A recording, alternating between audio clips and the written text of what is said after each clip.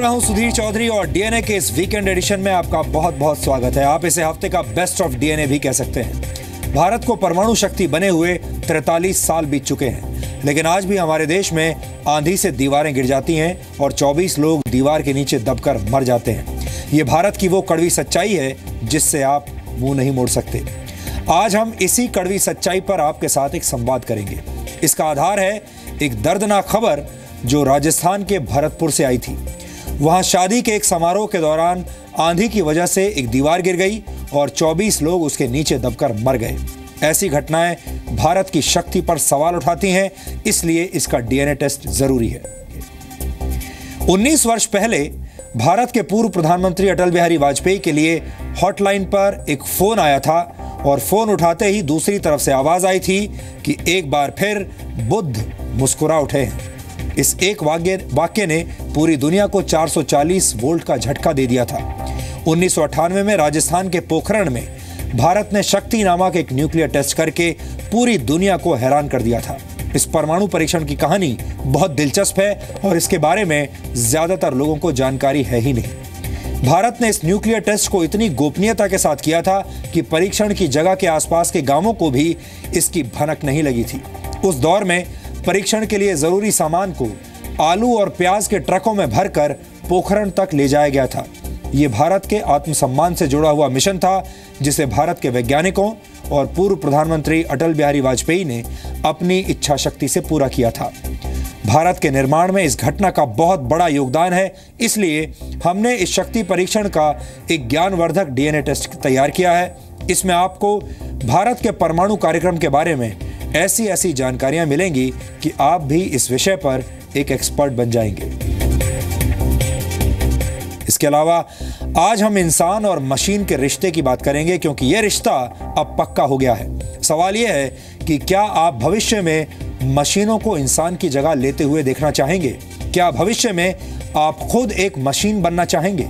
इन दोनों ही सवालों का जवाब बहुत मुश्किल है, लेकिन आज हमारे पास एक ऐसी खबर है जो इन दोनों सवालों के जवाब तस्वीरों के जरिए आपको देगी।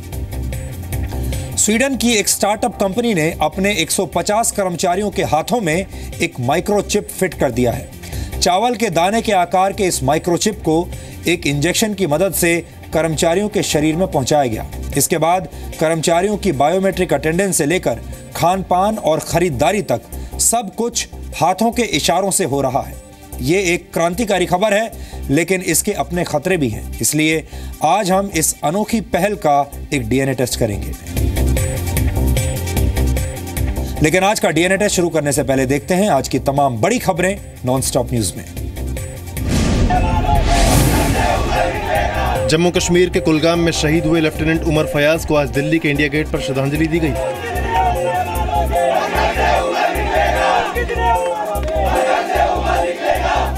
उनकी शहादत को सलामी देने के लिए कैंडल मार्च भी निकाला गया।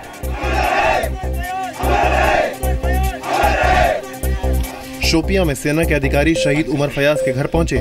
विक्टर फोर्स के GOC major general BS Raju ने शहीद परिवार को 75 लाख रुपए का चेक सौंपा। सेना ने शोपियां में एक स्कूल का नाम शहीद उमर फयाज के नाम पर रखने का फैसला किया है और शहीद के हत्यारों को उनके अंजाम तक पहुंचाने का भरोसा दिया है। जो भी मिलिटेंटों ने ये जो कार्रवाई किया है उसके ऊपर कार्रवाई किया जाएगा और ये कार्रवाई हमारा तरीके से होगा और जल्द होगा। 10 मई को 23 साल के लेफ्टिनेंट एक शादी समारोह में शामिल होने के लिए कुलगाम पहुंचे थे। आतंकियों ने अगवा कर उनकी हत्या कर दी थी। हत्या में शामिल आतंकियों के पोस्टर जारी कर दिए गए हैं। जम्मू कश्मीर में हुर्रियत के नेताओं को जान से मारने की धमकी देने वाले हिजबुल कमांडर जाकिर मूसा ने अपने आतंकी संगठन के खिलाफ बगावत कर दी है। मूसा ने ऑडियो टेप जारी करके कहा है कि वो कश्मीर को इस्लामी राज्य बनाने के अपने बयान पर कायम है। मूसा ने फिर चेतावनी दी है कि अगर इसमें हिजबुल उसका साथ नहीं देता तो वो खुद को इससे अलग करता है। रही बात हिजबुल मुजाहिदीन ने कहा है कि हमें जाकिर के स्टेटमेंट के साथ कुछ नहीं है, तो जब हिजबुल मुजाहिदीन मुझे रिप्रेजेंट नहीं करती है तो मैं भी उनको रिप्रेजेंट नहीं करता हूँ। मैं आज के बाद हिजबुल मुजाहिदीन से मेरा कोई वास्ता नहीं है। कल जाकिर मूसा ने एक ऑडियो टेप जारी कर कहा था कि कश्मीर की जंग इस्लाम की जंग है। मूसा ने घाटी के हुर्रियत नेताओं और अलगाववादियों को धमकी देते हुए कहा था कि अगर उन्होंने कश्मीर की लड़ाई को राजनीतिक बताया तो वो उनका सिर काट देगा। जम्मू कश्मीर में पाकिस्तान ने 3 दिन में तीसरी बार सीज फायर का उल्लंघन किया है। नौशेरा में पाकिस्तान की ओर से हो रही फायरिंग में पिता और बेटी की मौत हो गई, जबकि घायल मां ने अस्पताल में दम तोड़ दिया। पाकिस्तान की ओर से आज सुबह से ही हैवी मोर्टार दागे गए और फायरिंग की जा रही है। लगातार हो रही फायरिंग की वजह से LOC के पास सटे गांवों से लोगों को सुरक्षित जगहों में पहुंचाया जा रहा है। पाकिस्तान ने भारत के उप उच्चायुक्त को समन किया। भारत ने कहा नौशेरा में भारी गोलीबारी के बाद जवाब दिया गया है।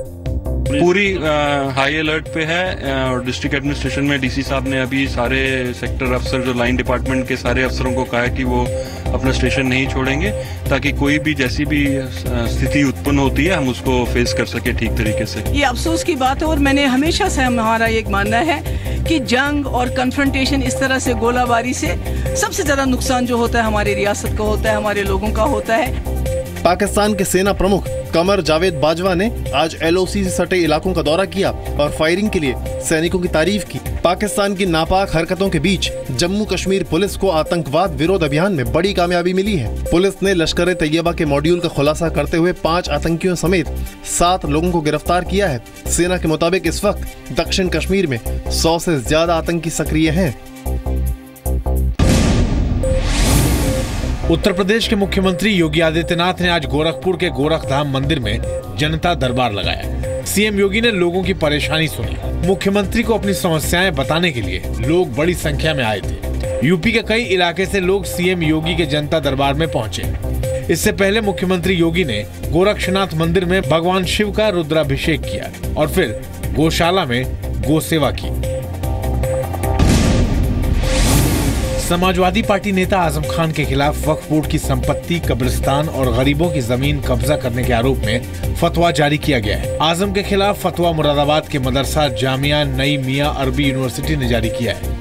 ऐसा शख्स जो है अल्लाह रब्बुल इज्जत की बारगाह में खुल्लम खुल्ला सच्चे दिल से तौबा करे और मुसलमानों से खुल्लम खुल्ला माफी मांगे। अगर वो माफ कर दे तो ठीक है, वरना उनके हुकूक वापस करें। आजम खान पर आरोप है कि अपनी जौहर यूनिवर्सिटी को बनाने के लिए उन्होंने कब्रिस्तान की जमीन को हड़प लिया। आजम खान ने वहां की कब्र को तोड़कर उस पर सड़क बनवाई। हरियाणा के रोहतक गैंगरेप मामले में पुलिस ने आज 2 आरोपियों को गिरफ्तार कर लिया। आरोप है कि 9 मई को सोनीपत में 5 से 6 लड़कों ने एक 23 साल की लड़की को अगवा किया और रोहतक में गैंगरेप कर हत्या कर दी। लड़की की मां का आरोप है कि मुख्य आरोपी उसकी बेटी से शादी करना चाहता था, लेकिन बेटी के इनकार करने पर लड़के ने अपने दोस्तों के साथ गैंगरेप किया और हत्या कर दी। हरियाणा के CM मनोहर लाल ने कहा है कि सभी आरोपियों की जल्दी गिरफ्तारी होगी। मैं इसकी निंदा करता हूँ और जो इस प्रकार के कल्प्रिट होंगे बख्शे नहीं जाएंगे। पीछे भी आखिर एक गद्दी खेड़ी का कांड हुआ था, फांसी तक लेके गए हम उनको।